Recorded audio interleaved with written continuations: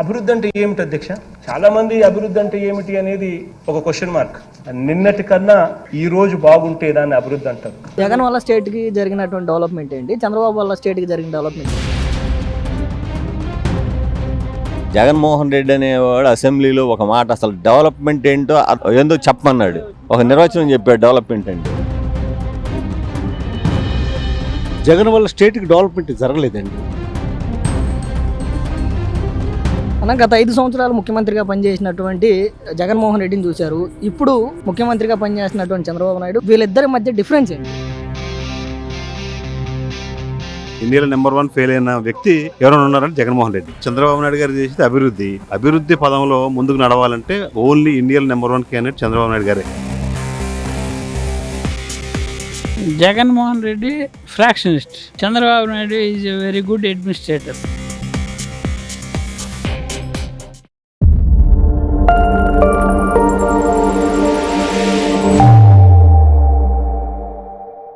సరే, 5 సంవత్సరాలు ముఖ్యమంత్రిగా పనిచేసినటువంటి జగన్మోహన్ రెడ్డిని చూసాం. ఉమ్మడి ఆంధ్రప్రదేశ్లోను, ఇప్పుడు నవ్య ఆంధ్రప్రదేశ్లోను ముఖ్యమంత్రిగా చేస్తున్నటువంటి చంద్రబాబు నాయుడిని చూస్తా ఉన్నాం. వీళ్ళిద్దరి మధ్య ఉన్నటువంటి డిఫరెన్స్ ని, తేడాని మీరు ఏం గమనించారు? డిఫరెంట్ అంటే చంద్రబాబు నాయుడు గారు చేసేది అభివృద్ధి టైంకు ఆయన పంచువాలిటీగా ఏ వర్క్ అయినా చేయటం కానీ, పేదలను ఎలా చేయాలి ఏం కథ అని ఆయనకు తెలుసు, సీనియర్ ఆయన. జగన్మోహన్ రెడ్డికి తెలియదు, ఎవరైనా చెప్తే వినరు. సలహాదారులు ఒక 150 మంది 140 మంది ఉన్నారు, కనీసం సలహాదారు చెప్పిన మాట కూడా ఆయన వినడు. ఆయనకు తెలియదు, ఎవరు చెప్తే వినడు. ఆ మూర్ఖత్వంతో ఆయన ప్రభుత్వం నడిపాడు 5 సంవత్సరాలు. ఫెయిల్ అయ్యాడు. ఇండియాలో నెంబర్ 1 ఫెయిల్ అయిన వ్యక్తి ఎవరైనా ఉన్నారంటే జగన్మోహన్ రెడ్డి. 100% ఇండియాలో నెంబర్ 1 క్యాండిడేట్ ఎవరయ్యారంటే అభివృద్ధి పదంలో ముందుకు నడవాలంటే ఓన్లీ ఇండియాలో నెంబర్ 1 క్యాండిడేట్ చంద్రబాబు నాయుడు గారే. అది అందరూ తెలిసిన సత్యం. కానీ అప్పటికి 2019 నుంచి 2024 వరకు ఎలాగుందో, ఈ 1 year ఎలాగుందో ప్రజలందరూ చూశారు. చాలా బాగుంది ప్రభుత్వం. ఇంకా కొంచెం అభివృద్ధి చేయాల్సిన ఇంకా ఉన్నాయి, చేస్తున్నాడు చిన్నగా. అన్ని ఆయన చెప్పిన ఏదైతే ఆయన పథకాలు ఉన్నాయో అన్ని కూడా అమలు చేస్తా ఉన్నాడు. అన్ని కూడా నాకు తెలిసి ఇంకో 2-3 నెలలు అన్ని పూర్తి చేస్తారు అనుకున్నాం. ఇది బస్సు ఒకటి, ఇంకా కొన్ని ఉన్నాయి. దీపం పథకం ఆల్రెడీ జరుగుతుంది, కొన్ని ఉన్నాయి ఇంకా చేయాల్సినవి. అవి కూడా పూర్తి చేస్తాడు నాకు తెలిసి. 2 కూడా సూపర్ 6 పథకాలు 2-3 పథకాలు ఇంకా ఉన్నాయి పెండింగ్ లో, అవి కూడా చేస్తాడు. ఆయన చెప్పినవి కాకుండా చెప్పని కూడా చేస్తున్నారు. ఆయన చెప్పిన హామీలు కాకుండా అనుకోని కూడా ఇంకా చాలా మట్టికి చేస్తా ఉన్నారు. గవర్నమెంట్ అయితే చాలా బాగుంది. జగన్మోహన్ రెడ్డి అధికారంలో ఉన్న 5 సంవత్సరాలు తెలుగుదేశం పార్టీ వాళ్ళు జగన్మోహన్ రెడ్డిని సైకో అన్నారు. ఇప్పుడు మొన్న జగన్మోహన్ రెడ్డి ప్రెస్ మీట్ పెట్టి మొదటిసారి టీడీపీ వాళ్ళే సైకోలు అని చెప్పి మాట్లాడుతున్నారు. ఎవరు సైకోలు ఇక్కడ? సైకో అనే పదానికి అర్థమే జగన్. సైకో అంటే జగనే, అది అందరూ తెలిసిన విషయం. ఆయన మళ్ళీ చంద్రబాబు నాయుడు గారిని సైకో అనడం అది చాలా తప్పది. అసలు ఇది కరెక్ట్ కాదు. సైకో అంటే ఆయన సైకో అందరికీ తెలుసు, ఇండియాలో అందరికీ తెలుసు. మన ఏపీనే కాదు, అందరూ కూడా సైకో ఎవరు అంటే జగన్ అని ఆయన ముద్ర పడిపోయింది. ఆయన మళ్ళీ లేనిపోయింది దీని మీద బుర్ర తల్లటానికి అని చెప్పేసి అటువంటి మాటలు మాట్లాడుతున్నారు. అది కరెక్ట్ కాదు. మెయిన్ అంటే రాజకీయ పార్టీలు అనగానే ప్రధానంగా వాళ్ళకి వెన్నుముక్కలాగా బలంగా నిలబడేది కార్యకర్తల విషయంలో జగన్మోహన్ రెడ్డి తీసుకునే విధానాలు కానీ, జగన్మోహన్ రెడ్డి బాధ్యత ఎంత ఉంది, చంద్రబాబు నాయుడు బాధ్యత ఎంత ఉంది కార్యకర్త విషయంలో? 100% చంద్రబాబు నాయుడు గారు కార్యకర్తను కాపాడతారు. కార్యకర్త కరెక్ట్ గా ఆయన ఏదనుకున్నాడో అదే బాటలో ముందుకెళ్తాడు. ఎవరన్నా కార్యకర్తలు కూడా అవినీతి చేస్తే కూడా ఆయన తట్టుకోలేడు. కార్యకర్తలు ఏదైనా మాట్లాడినా ఏదైనా చేసినా ఆయన తెలుగుదేశం పార్టీ అంటేనే క్రమశిక్షణ పరంగా నడుస్తుంది. కానీ జగన్మోహన్ రెడ్డి ఏంటంటే ఆయన ఎవరైతే బాగా బూతులు తిడతారో, ఎవరైతే బాగా ఎక్కువగా మాట్లాడేసి అతిగా ఆవేశపడి మాట్లాడతారో వాళ్ళకి మంత్రి పదవి ఇవ్వడం, వాళ్ళ దగ్గర కూర్చోబెట్టడం, అటువంటి ఆయన చేస్తాడు. కాబట్టి అట్లా వాళ్ళు మాట్లాడారు ఆ పార్టీ ఉన్నప్పుడు. ఈ పార్టీలో అట్లా మాట్లాడే వాళ్ళు లేరు. ఒకవేళ మాట్లాడితే కూడా ఎక్కువగా మాట్లాడి అతి చేస్తే వాళ్ళు దూరంగా పెడతారు. బాబు గారు కార్యకర్తను ట్రీట్ చేసే విషయంలో ఎవరు బెస్ట్? చంద్రబాబు నాయుడు 100% బెస్ట్. జగన్ చెప్పే కదా, ఇప్పుడు జగన్ ఏంటంటే ఎవరు మనకి దురుసుగా మాట్లాడి, ఎవరు బూతులు మాట్లాడి, ఎవరిని ఇదిగా మాట్లాడుతుంటే వాళ్ళ దగ్గరగా తీసుకుంటాడు. ఈయన అలా కాదు, అందరూ సమానంగా చూస్తారు.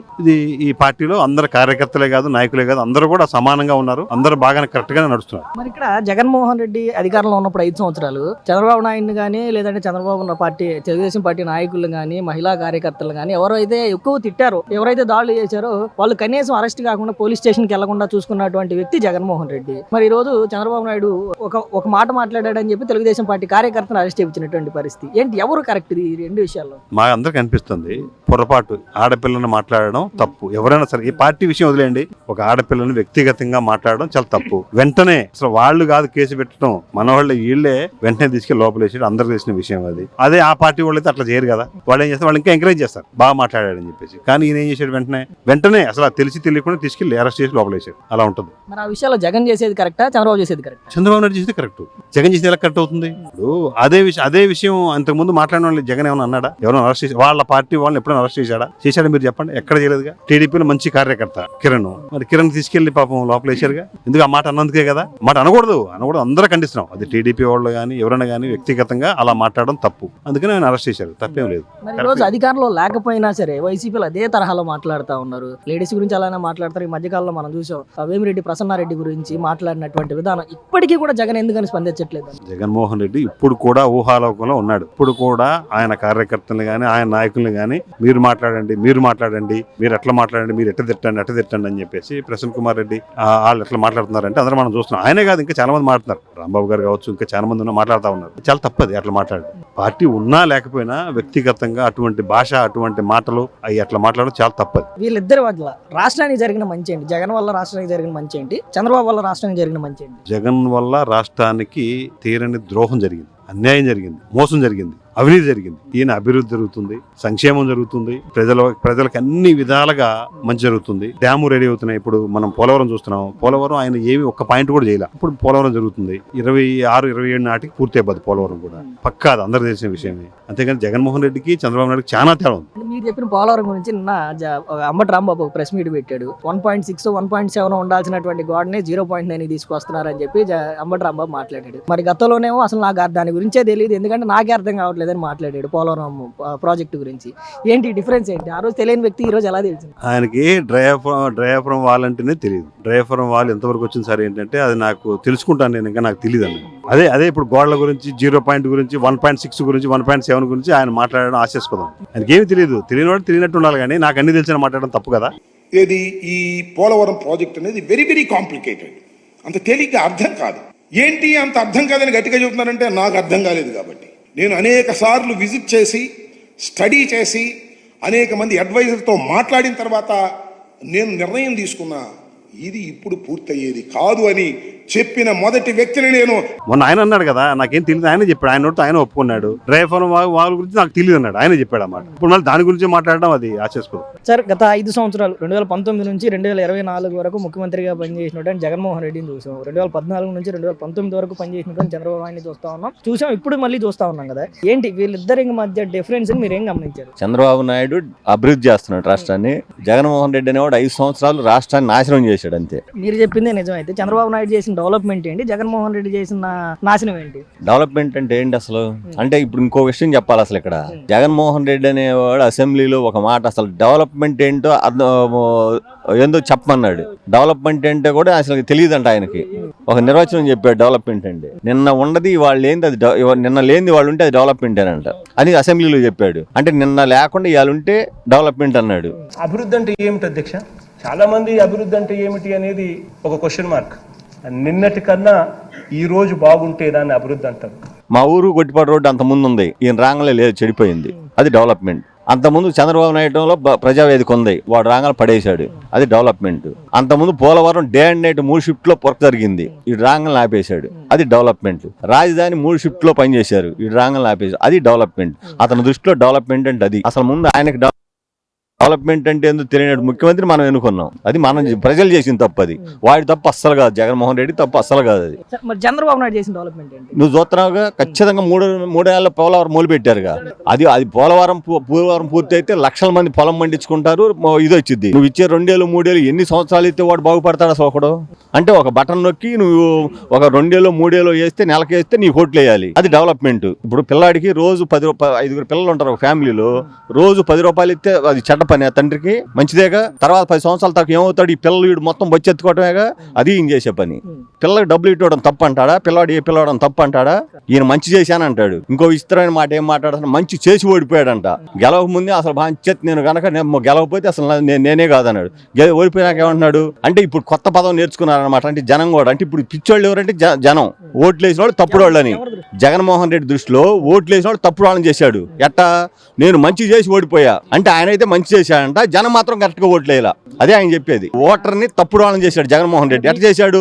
మంచి చేసి ఓడిపోయా. ప్రతి మంత్రి అంటున్నాడు, వాడు మాజీ మంత్రులు అంటున్నాడు, ఎమ్మెల్యే అంటున్నాడు. అంటే దానికి అర్థమైంది ఆయన మంచి చేశాడు, కానీ జనం తప్పుడు వాళ్ళకి ఓట్లేశారు. ఇది ఆయన చేసింది. జగన్మోహన్ రెడ్డి దృష్టిలో ఓటర్ అనేవాడు తప్పుడోడు. అంటే దీనికి బేజం మొన్న పోయిన నెలలోనే పడినట్టుంది. జూన్ 4ని ఏదైతే కూటమి ప్రభుత్వం రిజల్ట్ డేట్ ఏదైతే ఉందో 2024 రిజల్ట్ డేట్ ని వెన్నుపోటు దినోత్సవంగా జరిపాడు. అంటే ఎవరికి వెన్నుపోటు పొడిచినట్టు దాన్ని జరిపాడు. అది జనానికి తెలుసు. జనానికి ఎవరిని ఎన్నుపోటు పొడిచారో, ఎవరిని ఈసారి పొడవాలో అది జనానికి తెలుసు. ఏమన్నాడు? పోలీసుల్ని ఏ స్థాయిలో ఈసారి నేను వస్తే చూస్తా. ఏం చూస్తా? నువ్వు చూస్తావనే 11 మంది ఆడు ఇచ్చి ఆడు కూర్చోబెట్టింది నువ్వు. జనం 100% నువ్వు కరెక్ట్. ఈ మాట నేను ఒప్పుకుంటా జగన్మోహన్ రెడ్డిని. వాడు వస్తే చూసే మాట కరెక్టే, రానికుండా చేసే మాట కూడా కరెక్టే. వాళ్ళు చేసింది అందుకనే నువ్వు నీ ఉన్న స్వభావం నువ్వు బయట పెట్టుకున్నావు. జనం దాన్ని కరెక్ట్ గా దాన్ని ఎట్ట చేయాలనుకుంటారో అటు చేశారు. 100% నేను ఒప్పుకుంటా జగన్మోహన్ రెడ్డిని. అతను వస్తే మాత్రం ఎవడు జనం అనేవాడు బతకడు, అంతవరకు ఖాయం. అతను రానియటం కూడా వాడు బతకనింటి ఎంత కరెక్ట్, రానిపోవడం కూడా అంత కరెక్ట్. చంద్రబాబు నాయుడుకి జగన్మోహన్ రెడ్డి కూడా తేడా అదే. చంద్రబాబు నాయుడు ఈ స్కీములు ఇస్తానే ఉన్నాడు, కానీ పోలవరం పని ఆగిందా? నువ్వు ఎందుకు చేయలేదంటున్నా. రాజధాని పని ఆగిందా? రివర్స్ టెండరింగ్ అని ఏం చేశా? 2,500 కోట్లు ఎక్స్ట్రా ఇచ్చావు వాళ్ళకి. రివర్స్ టెండరింగ్ పని చేసావా? పని 72% అయితే 1.5% అయింది నీ 5 సంవత్సరాల్లో. ఏం చేశావు నువ్వు? నీ మంత్రి ఏం చేశాడు? ఆయన ఒక మంత్రి. ఆయన ఏమన్నాడు తెలుసు? ఇప్పుడు విచిత్రం ఏంటంటే ఇంతమంది మంత్రులు చేశారు, కానీ ఒక్కటి ఇంత మాత్రం కనిపెట్టగలిగిన వాడు అసలు పుట్టడు కూడా. ఎందుకు ఏమని కనిపెట్టాడు ఆ మంత్రి? అసలు ఎప్పుడైతే తెలియదంట ఆయనకి. చూసా మరి ఎంత ఇంజనీరింగ్ చదివి కనిపెట్టనున్నది. అసలు పోలవరం ప్రాజెక్ట్ అనేది ఎప్పుడైతే ఎవరికి తెలియదు, దేవుడికి కూడా తెలియదంట. అసలు ఎంత సబ్జెక్ట్ ఉంటే కనిపెట్టాలి ఆ మాట. ఇప్పుడు 3 షిఫ్ట్ లో పని చేస్తున్నారు. ఆయనకు అర్థం కాల.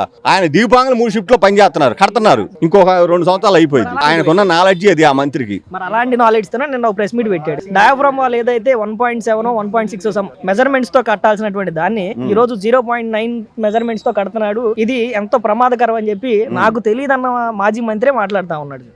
మ్యాప్ అనేది దానికి ఒక పద్ధతి ఉంది. ప్రాజెక్టు కట్టాలంటే చంద్రబాబు నాయుడు లేకపోతే ఈ మంత్రి ఇక్కడ కట్టమంటే అట్ట పెట్టరు. దానికి ఒక కమిటీ ఉంటది, దానికి ఒక ఇంజనీర్ ఉంటాడు. ఆ ఇంజనీర్ ఏది చెబితే అది మనం చేయాలి. ఇక్కడ పిల్లర్ ఏమంటే చేయాలి, ఇక్కడ ఓపెన్ చేయమంటే చేయాలి. అంతేగాని చంద్రబాబు నాయుడు వచ్చిన పిల్లర్ వేయటం లేదా గోడ తగ్గియటం అట్లా ఉండదు. అది వాడిని ఇంజనీర్ అడగమను. అంటే ఈయనకి అంత సబ్జెక్ట్ ఉంది కానీ వాళ్ళకి లేదు. ఏది డిజైన్ చేసిన వాళ్ళు లేదు పాపం. దయచేసి ఆ ఇంజనీరింగ్ వాళ్ళకి చెబితే వాళ్ళు కూడా నేర్చుకుంటారు. ఎమ్మటి రాంబాబు అనేవాడు వాళ్ళకి చెబితే ఆ డయాఫ్రామ్ వాళ్ళు మెజర్మెంట్స్ ఇచ్చిన వాళ్ళు చెబితే వాళ్ళు నేర్చుకుంటారు. ఎందుకంటే పెద్ద సబ్జెక్ట్ ఉంది. అసలు ఎందుకంటే ఎంత సబ్జెక్ట్ అంటే ఎప్పుడైతే ఎవడు తెలియదు అసలు అది కనిపెట్టింది ఆయనే, కాబట్టి ఆయనే చెప్పాలి అది. మరి అలాంటిది చంద్రబాబు నాయుడు మరి ఒక 2 సంవత్సరాలు పూర్తి చేసి ప్రజలకు అంకితం చేస్తా అంటున్నాడు. మరి ఏది నిజం అంటే అమ్మటి రాంబాబు చెప్పారు. అతను చెప్పడం తీసే ఇవాళ నువ్వు 3 షిఫ్ట్ లో పని జరుగుతుందా లేదా? నువ్వు అక్కడ చెప్పు, నాకు జరుగుతుందా జరగట్లేదా చెప్పు. నువ్వు ఆన్సర్ చెప్పు దానికి. మరి ఇంకా అంటే పని చేస్తే ఇద్దా లేదా చేయకుండా అయితే? ఎంతమంది మంత్రులు మారారు? ముఖ్యమంత్రి ఏం చెప్పాడు? 2 సంవత్సరాలు చేస్తా, 2 నెలల్లో చేస్తా, ప్రతి మంత్రి 3 నెలల్లో చేస్తాను. ఏం చేశారు? చివరికి 1% చేశారా? కానీ ఇప్పుడు మినిస్టర్ ఏం చేస్తున్నాడు? డే అండ్ నైట్ ఆవిడ పని చేస్తున్నారు. పని చేస్తే ప్రాజెక్ట్ అయింది. 2 సంవత్సరాలు కాదు 3 సంవత్సరాలు. అది డెవలప్మెంట్ అంటే. రాజధాని కట్టే డెవలప్మెంట్. పార్టీ విషయానికి వస్తే, పార్టీ అనగానే ప్రధానంగా కార్యకర్తలే బలం కాబట్టి అటు వైసీపీకైనా టీడీపీకైనా కార్యకర్తలను చూసుకునే విషయంలో వాళ్ళని టేక్ కేర్ చేసే విషయంలో చంద్రబాబు నాయుడు ఎలా ఉన్నాడు, జగన్మోహన్ రెడ్డి ఎలా ఉన్నాడు? కార్యకర్తలను టేక్ కేర్ చేయడం ఎవరు టేక్ కేర్ చేస్తారు? చంద్రబాబు నాయుడు చేస్తే ఎంతమంది, అంటే జగన్మోహన్ రెడ్డి ఎంతమంది చేస్తున్నాడు? ఎవరికైనా కనపడతాడు అసలు? అంటే ఆయన టేక్ కేర్ చేస్తున్నాడా? ఎక్కడ టేక్ కేర్ చేస్తున్నాడు ఆయన కార్యకర్తల్ని? ఎప్పుడన్నా అసలు కార్యకర్తని ఆ సరౌండింగ్ లో రానిచ్చారా? అంటే ఎవడన్నా చచ్చిపోతే ఆడ పోతావు. అది తప్పితే నువ్వు ఎప్పుడన్నా ఏ కార్యకర్తనన్నా ఒక్కడిని నీ ఆఫీసులోకి వచ్చాడా? అసలు మంత్రికి ఉన్న అవకాశం నీ దగ్గర రావడానికి. లోకేష్ రోజు వారానికి దర్బార్ పెడతాను మంగళగిరిలో. నువ్వు నీకు కూడా కలుగుతాడు. రేపు నేను వస్తే నాకు కూడా కలుగుతాడు లోకేష్. నువ్వు నువ్వు 5 సంవత్సరాలు ఎంతమంది కలిసి చెప్పు నాకు. చంద్రబాబు నాయుడు ఈ సంవత్సర కాలంలో అటు సూపర్ 6 తో పాటు మీరు అన్నట్లు కొన్ని అభివృద్ధి పనులు జరుగుతా ఉన్నాయి. ఇవేవి కూడా కనిపించినటువంటి జగన్మోహన్ రెడ్డి మాట్లాడుతూ అయిపోయింది చంద్రబాబు నాయుడు పని. సూపర్ 6 ఫెయిల్ అయిపోయాడు, డెవలప్మెంట్ ఫెయిల్ అయిపోయాడు, రోడ్లు ఫెయిల్ అయిపోయాడు. ఇక రాబోయే రోజులు జగన్మోహన్ రెడ్డి వైఎస్ఆర్సీపీవే. ఆ రోజు నేను ఆపినా గానీ నా కార్యకర్తలు ఆగరు, నేను ఆపినా గానీ నా నాయకులు ఆగరు అని చెప్పి జగన్మోహన్ రెడ్డి మాట్లాడతారు. ఆ మాట వాస్తవమే. ఆయన ఆపిన ఆగరు. ఆయన ఆపాల్సిన పని లేదు, వీళ్ళు ఆగాల్సిన పని లేదు. 2 ఉండవు. ఎందుకంటే అసలు వీడు గెలిచాక ఆయన ఆపాల్సిన పని లేదు, వీళ్ళు ఆగాల్సిన పని లేదు. 2 లేవు.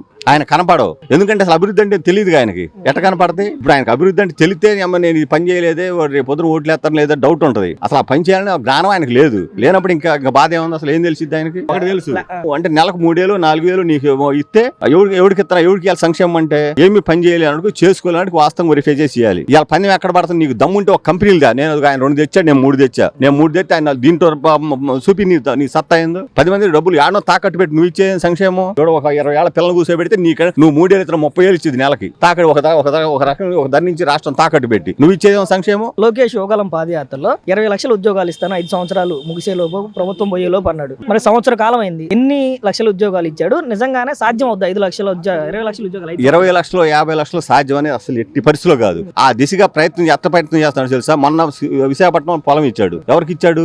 రూపాయికి టీసీఎస్ కి ఇచ్చాడు. టీసీఎస్ కంపెనీ అంటే అసలు ఇతనికి అర్థం తెలుసా? టీసీఎస్ కంపెనీ ఏం పని చేస్తారో తెలుసా? ఒక్కొక్కటి జాబ్ ఎంత ఉంటది? మాక్సిమం 30,000 నుంచి 2 లక్షల రూపాయలు శాలరీ తీసుకుంటాడు. ఈయన ఎన్ని 3 ఏళ్ళు ఇస్తే వాడు ఆ 30,000 తీసుకుంటాడు సంవత్సరానికి, నెలకి. కర్ణాటక ఎంతమందికి వచ్చి ఒక గూగుల్ కంపెనీ ఒక టీసీఎస్ వస్తే 4-5 వేల మందిని తీసుకుంటారు. మళ్ళీ గూగుల్ వస్తుంది, కాగ్నిజెంట్ వస్తుంది. ఈ డెవలప్మెంట్ అంటే నువ్వు చేయాలి. అక్కడ కియా కంపెనీ చెప్పారు కదా సార్, అంటే అప్పుడు ఉన్నటువంటి ఐటీ మంత్రి చెప్పాడు ఈ అల్లం వెల్లుల్లి పేస్ట్ ఫిష్ షాప్ లో వస్తే మార్కెట్, చేపల మార్కెట్ వచ్చింది, ఈ గొర్రెల మార్కెట్ అన్నాడు. పాప అవి కూడా పెట్టాలి, అవి పెడితే 4 బతికేవాళ్ళు అవి పెట్టాల. కియా కంపెనీలు ఎంతమంది పని చేస్తున్నారు ఇవాళ? ఎంత శాలరీలు వస్తున్నాయి వాళ్ళకి? ఇప్పుడు ఫిష్ ఆంధ్రాలని పెట్టారు, లేదంటే ఇంకా ఆడుదాం ఆంధ్ర అని చెప్పి పెట్టారు. మీరు అన్నట్లు ఐటీ మినిస్టర్ అన్నట్లుగా అల్లం వెల్లుల్లి పేస్ట్లకు కానీ బొబ్బట్లకు కానీ లేదంటే ఇంకా సంథింగ్ కొన్ని చెప్పాడు కదా, అది డెవలప్మెంట్ కదా? నువ్వు అసలు పెడితే ఎక్కడ పెట్టావు చెప్పు. ఏదో ఇదిగో ఈ షాప్ ఏడ పెట్టాం, 1,000 మంది పని చేస్తారు, నాకు చూపి నేను వస్తా. నేను చెబుతా ఇదిగో కియాలో 20,000 పని చేస్తున్నారు, రేపు పొద్దున టీసీఎస్ వస్తే 5,000 పని చేస్తారు. నేను చెబుతా, నేను చూపిస్తారా నీకు? లేదా నువ్వు చూపి నేను వస్తా. ఆయన చూపి మన ఐటీ మినిస్టర్ ఎక్కడ పెట్టాడో కంపెనీ వాడు మొన్న రోజు ఈ సాక్షిలో చెబుతుంటాడు, ఒక 50 పేర్లు చెప్పాడు. నేను ఒకటే అడిగా, 50లో ఒక్క కంపెనీ చెప్పు, నేను వస్తా చూద్దాం. నువ్వు చెప్పిన కంపెనీ ఒక్కడే చెప్పు, 50లో 50 వద్దు, నాకు ఒక్క కంపెనీ చెప్పు. నేను చంద్రబాబు నాయుడు 3 చెబుతా, 3 కాడికి నేను తీసుకెళ్తారా నిన్ను? అది sir last 5 years 2014 to 19 Chandrababu Naidu చూసాం, 19 to 24 జగన్మోహన్ రెడ్డిని చూసాం, మళ్ళీ ఇప్పుడు చంద్రబాబు నాయుడు చూస్తా ఉన్నాం. వీళ్ళిద్దరి గవర్నెన్స్ లో మీరు గమనించినటువంటి డిఫరెన్స్ ఏంటి? ఈ గవర్నమెంట్స్ డిఫరెన్స్ వచ్చేసి మెయిన్ వచ్చేసి పరిపాలన అండి. కూటమి పరిపాలనలో బాగా చదువుతుంది ఇప్పుడు, రైట్ నౌ అయితే బాగానే చదువుతుంది అంటున్నారు. బట్ ఈ కొన్ని పథకాలు వచ్చేసి ఇప్పటికీ అమలు కాలేదని జనంలో మటుకు బాగా టాక్ ఉందండి. కొద్దిగా దాన్ని స్పీడప్ చేస్తే చాలా మంచిదని చంద్రబాబు నాయుడుకి మంచి పేరు వస్తుంది. జగన్ చేసిన పథకాలు మీద అది పబ్లిక్ లో కొంత మేరకి వెళ్ళినాయండి. మిగతా 3 వంతులు ఒక వంతు వర్గానికి వెళ్ళినాయి.